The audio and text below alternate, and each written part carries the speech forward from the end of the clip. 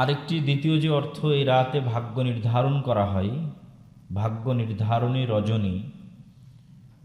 তাহলে এই রাতে যদি আমরা আল্লাহ সুবহানাহু ওয়া তাআলার ইবাদত করি এবং আমরা যদি দোয়া করি এবং আমাদের দোয়ার ফলশ্রুতিতে আমাদের ভাগ্যে পরিবর্তন আসতেও পারে, লেখনীতে পরিবর্তন আসতেও পারে। তো এটি যে ভাগ্য নির্ধারণী হয় এই রাতে, সে বিষয়ে আল্লাহ সুবহানাহু ওয়া তাআলা পবিত্র কোরআন মাজিদে বলেন, হামিম ওয়াল কিতাবিল মুবিন, এটি একটি স্পষ্ট কিতাব। ইন্না আনজালনাহু ফি লাইলাতিন মুবারাকাহ, এই কিতাবকে আমরা অবতীর্ণ করেছি বরকতময় রাতে। ফিহা ইফরাকু কুল্লু আমরিন হাকিম, যেই বরকতময় রাতে সকল বিষয়ের সিদ্ধান্ত গ্রহণ করা হয়, সকল বিষয়ের সিদ্ধান্ত লেখা হয়। প্রশ্ন হচ্ছে, আমরা তো জানি আল্লাহ সুবহানাহু ওয়া তাআলা পৃথিবী সৃষ্টির 50,000 বছর পূর্বেই সকল কিছু লিখেছেন। তাহলে লাইলাতুল কদরের রাতে কি লেখা হয়? এটির উত্তরও আমরা পেয়ে যাই রাসূলুল্লাহ সাল্লাল্লাহু আলাইহি ওয়াসাল্লামের হাদিসে এবং মুহাদ্দিসিনে কেরাম যারা এগুলোর ব্যাখ্যা করেছেন তাদের বক্তব্য এবং তাদের কথার মধ্যে। আব্দুল্লাহ ইবনে আব্বাস রাদিয়াল্লাহু তাআলা আনহু বলেন, ইউকতাবু মিন উম্মিল কিতাব ফি লাইলাতিল কদর মা ইয়াকুনু ফিস সানাহ মিন রিজকিন আও মাউতিন আও হায়াতিন আও মাতারিন হাত্তা ইউকতাবুল হাজ ইয়াহিজ্জু ফুলানুন ওয়া ইয়াহিজ্জু ফুলানুন। আব্দুল্লাহ ইবনে আব্বাস রাদিয়াল্লাহু তাআলা আনহু বলছেন যে ইউকতাবু মিন উম্মিল কিতাব, উম্মুল কিতাব থেকে এই রাতে লেখা হয় মা ইয়াকুনু ফিস সানাহ, আগামী 1 বছর কি ঘটবে, মিন রিজকিন রিজিক সংক্রান্ত, আও মাউতিন মৃত্যু সংক্রান্ত, আও হায়াতিন জীবন সংক্রান্ত, আও মাতারিন বৃষ্টি সংক্রান্ত। এমনকি এটাও লেখা হয় যে এই বছরে কে কে হজ করবে। হাত্তা ইউকতাবা আল হাজ ইয়াহিজ্জু ফুলানুন ইয়াহিজ্জু ফুলানুন, যে অমুকের ছেলে অমুক, অমুকের ছেলে অমুক এই বছরে হজ করবে। তাহলে আব্দুল্লাহ বিন আব্বাস রাদিয়াল্লাহু তাআলা বলছেন, এই রাতে কোন কিতাব থেকে লেখা হয়? উম্মুল কিতাব থেকে লেখা হয়। তাহলে উম্মুল কিতাব কি? উম্মুল কিতাব হচ্ছে সেটি যেটিকে আমরা লাউহে মাহফুজ হিসেবে চিনি এবং যেটির কথা দিয়ে আমরা প্রশ্ন শুরু করেছি, যে পৃথিবী সৃষ্টির 50,000 বছর পূর্বে আল্লাহ সুবহানাহু ওয়া তাআলা কলমকে বলেছিলেন যে তুমি লেখো। তো কলম যা কিছু ঘটবে তার প্রত্যেকটা বিস্তারিত লিখে ফেলল। এই জন্য তাকদীরের স্তরও ভেদ করেছে উলামায়ে কেরাম, যে তাকদীরের প্রথম স্তর হচ্ছে আল্লাহ সুবহানাহু ওয়া তাআলার জ্ঞান, তাকদীরের দ্বিতীয় স্তর হচ্ছে লাউহে মাহফুজ বা উম্মুল কিতাব। তো তাকদীরের প্রথম স্তর আল্লাহ সুবহানাহু ওয়া তাআলার জ্ঞান। এর অর্থ কি? এর অর্থ হচ্ছে আল্লাহ সুবহানাহু ওয়া তাআলা কলমকে লিখতে বলেছেন, 50,000 বছর পূর্বে তাকদীর লেখা হয়েছে, আবার প্রতি লাইলাতুল কদরের লাউহে মাহফুজ থেকে আগামী 1 বছরেরটা লেখা হবে, কপি করা হবে। তো এগুলোর জন্য মানুষ সেই কাজটি করতে বাধ্য এমন নয়, এগুলো সবগুলোই আল্লাহর জ্ঞান। আল্লাহ জানেন যে মানুষ এমনটা করবে, জানার জন্য মানুষ বাধ্যগত অবস্থায় করবে এমনটি নয়। যেমন যখন ক্যান্সার রোগী first stage, second stage, third stage, fourth stage, চতুর্থ স্টেজে যখন চলে যায় তখন ডাক্তারও বলতে পারে এই রোগী আর কতদিন বাঁচবে।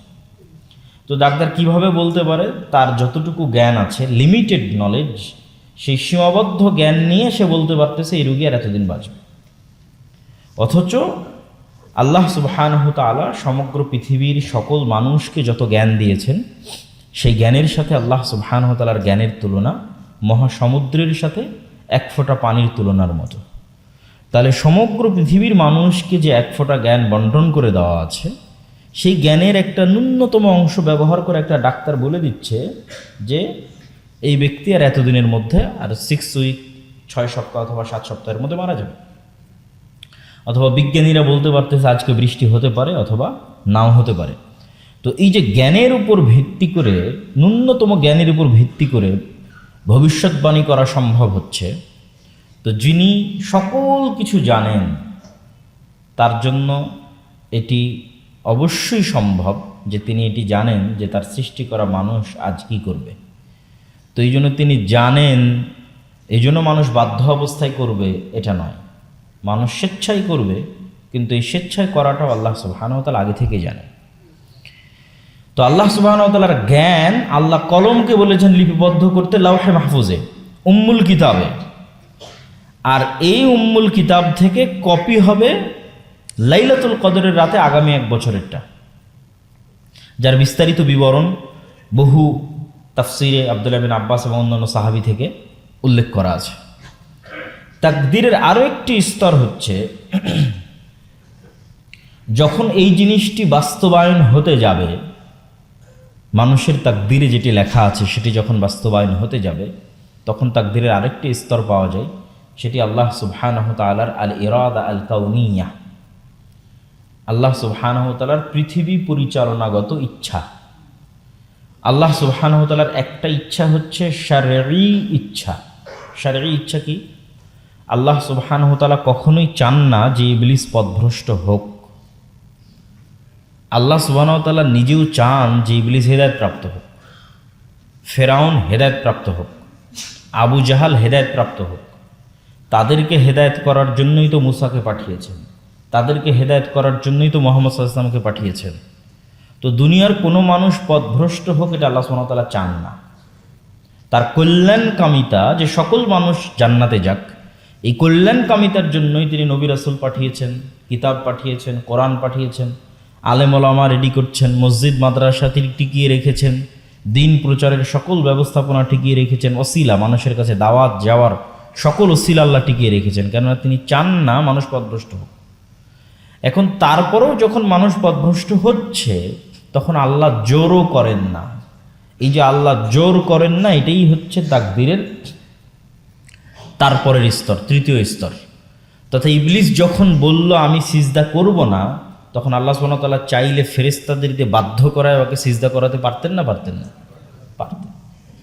কিন্তু ইবলিস যখন বলল আমি সিজদা করব না, আল্লাহ কিন্তু বাধ্য করেননি তাকে সিজদা করাতে।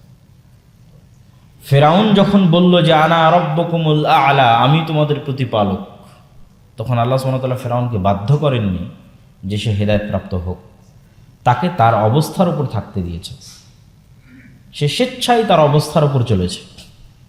আবু জাহাল সহ আমরাও যারা পথভ্রষ্ট হচ্ছি, আমি যখন হয়তো অশ্লীল কিছু দেখছি অথবা অশ্লীল কিছু শুনছি, আল্লাহ চাইলে আমার চোখকে অন্ধ করে দিতে পারেন, আমার কানকে বধির করে দিতে পারেন, কিন্তু আল্লাহ দেন না, দিবেন না।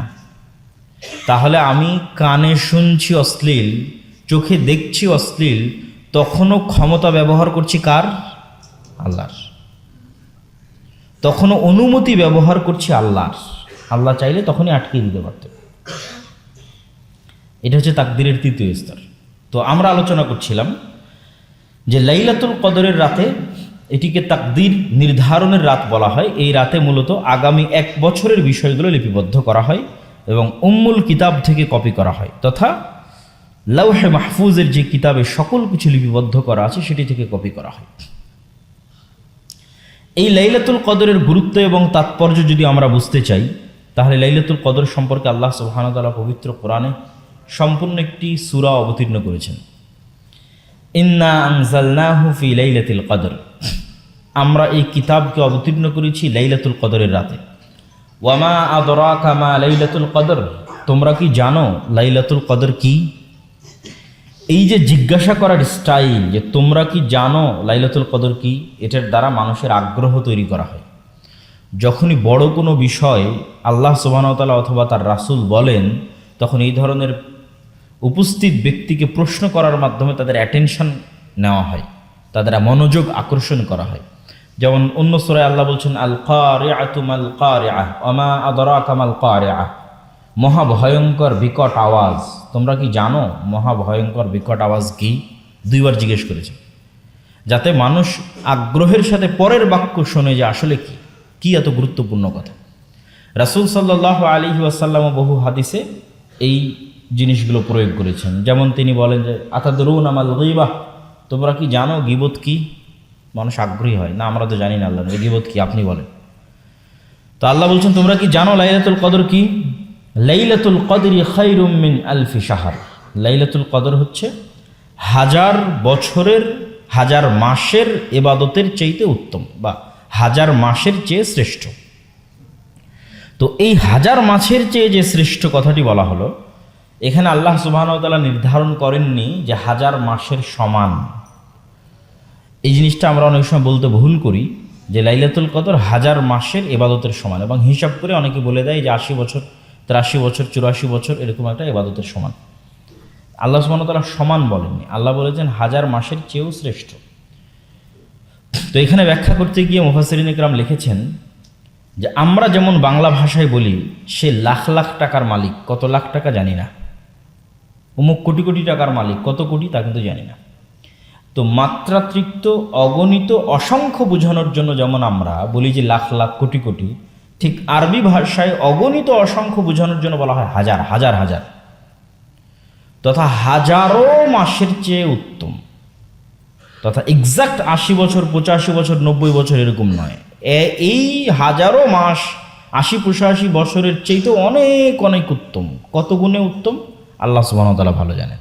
তিনি যেহেতু নির্ধারণ করেননি সেহেতু আমাদের জন্য এটি নির্ধারিত নয়, বরং এটা অগণিত অসংখ্য সীমাহীন হাজার মাসের চেয়েতেও কয়েক হাজার মাসের চেয়েতেও উত্তম হতে পারে, সেটার সীমা আল্লাহ সুবহানাহু ওয়া তাআলা জানেন। এই 1000 মাসের চেয়ে শ্রেষ্ঠ ঘোষণা করার পিছনের কিছু শানে নজুল তাফসীর ইবনে কাসিরে উল্লেখ করা আছে। এটা বুঝার সুবিধার্থে বলা, সত্য মিথ্যা পরে বুঝার সুবিধার্থে, যে একদা রাসূলুল্লাহ সাল্লাল্লাহু আলাইহি ওয়াসাল্লাম সাহাবীদের সামনে তিনি বনু ইসরাইলের এক ব্যক্তির আলোচনা করলেন যে 80 বছর একটানা আল্লাহ সুবহানাহু ওয়া তাআলার ইবাদত করেছিল। আরেক বর্ণনায় আছে যে একদিন রাসূলুল্লাহ সাল্লাল্লাহু আলাইহি ওয়াসাল্লাম বনু ইসরাইলের 4 জন নবীর নাম বললেন, আইয়ুব, জাকারিয়া, ঈসা বিন নুন এবং আরেকজন। এই 4 জন নবী যারা একটানা 80 বছর ইবাদত করেছে এবং 80 বছর ইবাদতের মধ্যে কোনো গুনাহ শামিল করেনি। আবাদুল্লাহ 80 আমান লাম ইয়াসুহু তরফাত আইন, 80 বছর একটানা আল্লাহর ইবাদত করেছে যেখানে এক চুল পরিমাণও তারা গুনাহ সংঘটিত করেনি। তখন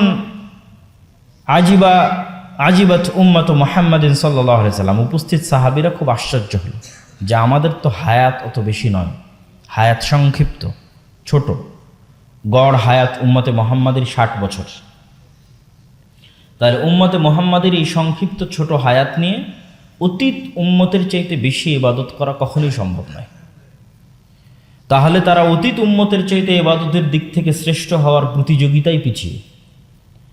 তাহলে যেহেতু অতীত উম্মতের চাইতে ইবাদতের দিক থেকে শ্রেষ্ঠ হওয়ার প্রতিযোগিতায় পিছিয়ে, এই জন্য আল্লাহ সুবহানাহু ওয়া তাআলা তাদের জন্য অফার সেট করলেন।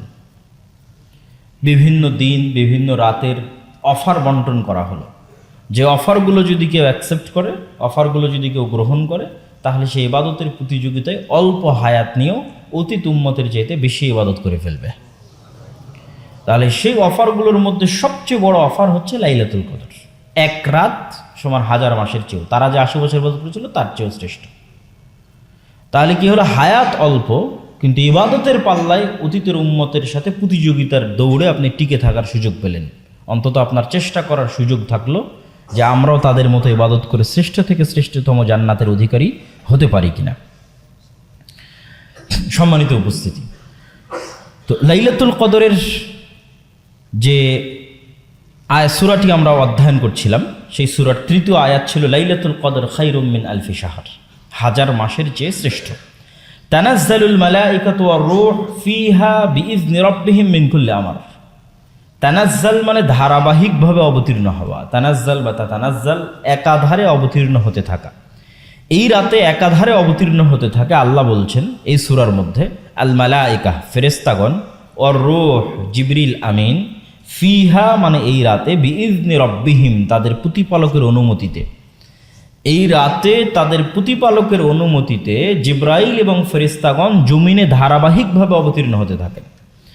সালামুন হিয়া হাত্তা মাতলাইল ফজর, আর এই অবতরণ বা এই বরকত অব্যাহত থাকে ফজর পর্যন্ত। তো এই অবতরণের সংখ্যা নির্ধারণ করতে গিয়ে রাসূলুল্লাহ সাল্লাল্লাহু আলাইহি ওয়াসাল্লাম তিনি বলেন যে এই রাতে প্রায় প্রত্যেক ধূলিকণা এবং বালিকণার সাথে ফেরেশতা থাকে। মানে পৃথিবীর এমন কোনো ইঞ্চি জায়গা খালি থাকে না যেই ইঞ্চি জায়গার সাথে ফেরেশতা থাকে না। এবং এত মাত্রাতিরিক্ত পরিমাণ ফেরেশতা অবতীর্ণ হওয়ার কারণ কি? যে এত বেশি পরিমাণে ফেরেশতা কেন অবতীর্ণ হচ্ছে? আপনারা সকলেই অবগত আছেন যে ফেরেশতাদের অবতীর্ণ হওয়ার সাথে বরকতের একটা সম্পর্ক আছে, এবং আমরাও জানি যে যখনই কোথাও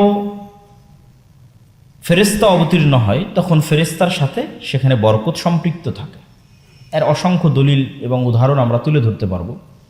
যেমন কোথাও যদি আল্লাহর বাণী উল্লেখ করা হয়, কোরআন এবং হাদিসের আলোচনা করা হয়, তাহলে রাসূল সাল্লাল্লাহু আলাইহি ওয়াসাল্লাম বলছেন হাফফাত হুমুল মালাইকা ওয়া নাযালাত আলাইহিমুস সাকিনা, যে যখনই কোথাও একসাথে মানুষ বসে কোরআন এবং হাদিসের আলোচনা করে তখন আসমান থেকে সেখানে ফেরেশতা অবতীর্ণ হতে থাকে এবং আসমান থেকে সাকিনা তাদের উপর অবতীর্ণ হতে থাকে।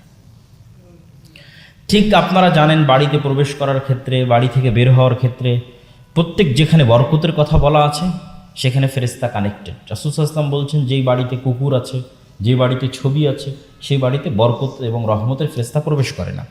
তার মানে ফেরেশতার প্রবেশের সাথে রহমত এবং বরকতের কানেকশন আছে, আর শয়তানের প্রবেশের সাথে রহমত এবং বরকত চলে যাওয়াটা আছে।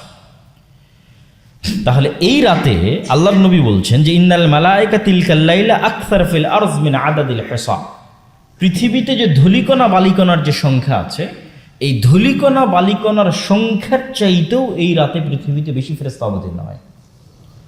তাহলে এত বেশি ফেরেশতা অবতীর্ণ হওয়ার কারণ হচ্ছে এই রাতে এত বেশি বরকত অবতীর্ণ হয়, যেটা আমরা বুঝাতে চাচ্ছিলাম যে ফেরেশতার সাথে বরকত সম্পৃক্ত। এই জন্য যে আয়াত দিয়ে আমরা শুরু করেছি সেই আয়াতে আল্লাহ সুবহানাহু ওয়া তাআলা বলেছেন ইন্না আনজালনাহু ফি লাইলাতিন মুবারাকা, আমরা এই কোরআনকে অবতীর্ণ করেছি বরকতময় রাতে।